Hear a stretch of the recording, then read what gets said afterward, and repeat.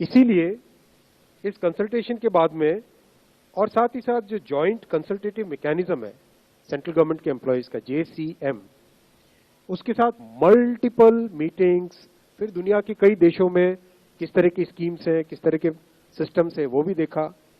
फिर भारत की जो अर्थव्यवस्था है और केंद्र सरकार का बजट है, उसको समझने के लिए रिजर्व बैंक ऑफ इंडिया के साथ, वर्ल्ड बैंक के साथ, सबके साथ कंसल्टेशंस हुए और इस कंसल्टेशन के बाद में एक यूनिफाइड पेंशन स्कीम का रिकमेंडेशन इस कमेटी ने किया। और आज प्रधानमंत्री श्री नरेंद्र मोदी जी की अध्यक्षता में यूनियन कैबिनेट ने यूनिफाइड पेंशन स्कीम को अप्रूव किया है, इसको अनुमोदित किया है और ये स्कीम अभी आने वाले समय में लागू होगी। इस स्कीम के 5 पिलर्स हैं। सबसे इंपॉर्टेंट विषय था कर्मचारियों की तरफ से कि हमें अश्योर्ड अमाउंट एक चाहिए, जो बहुत लॉजिकल और वाजिब रिक्वायरमेंट था। तो इस डिमांड पे एक मेथोडिकल वे में काम करके और एक्चुअरियल साइंसेज, जो लोग आगे का भविष्य का रिक्वायरमेंट वगैरह कंप्यूट करने का एक तरीका होता है जिसको एक्चुअरियल साइंस बोलते हैं, उनके साथ मिलके कई तरह के फाइनेंशियल मॉडल्स को प्रोजेक्ट करके और सबके साथ मिलके एक सिस्टमेटिक तरीके से 50% अश्योर्ड पेंशन, ये इस यूपीएस का सबसे पहला पिलर है। इसकी डिटेलिंग देखनी चाहिए हमें। जो ये अमाउंट मिलेगा वो रिटायरमेंट से पहले के 12 महीनों की एवरेज बेसिक पे का 50% होगा।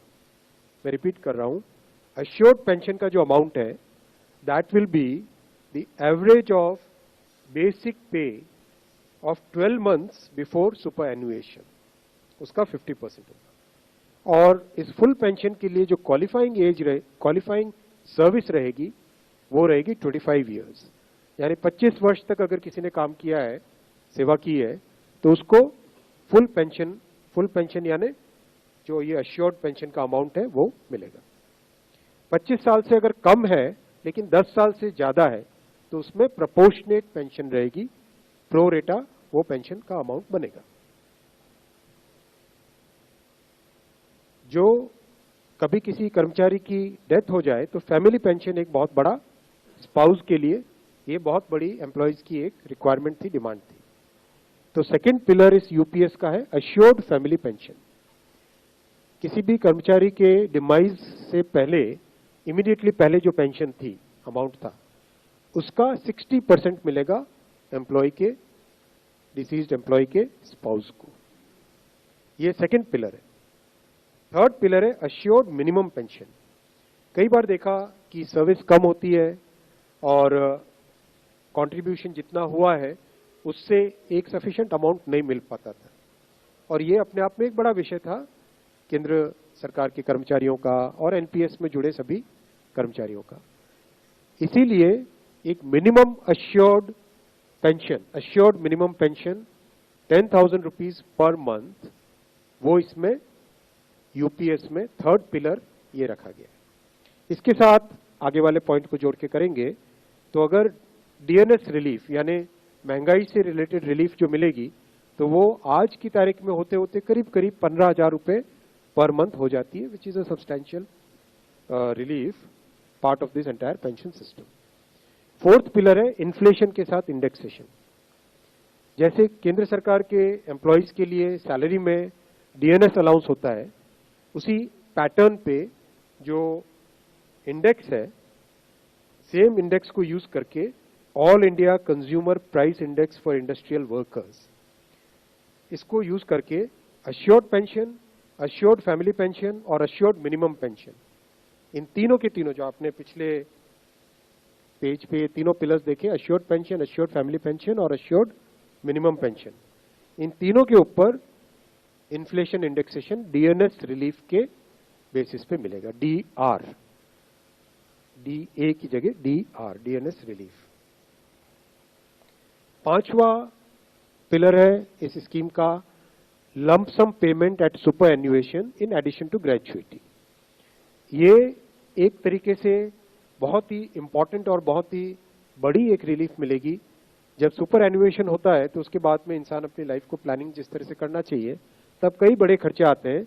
इसलिए ये लमसम एक अमाउंट तय किया गया। यह है कि हर 6 महीने की सर्विस के लिए मंथली एमोल्यूमेंट्स विच मीन्स पे एंड डीए कंबाइंड, उसका 10% अमाउंट।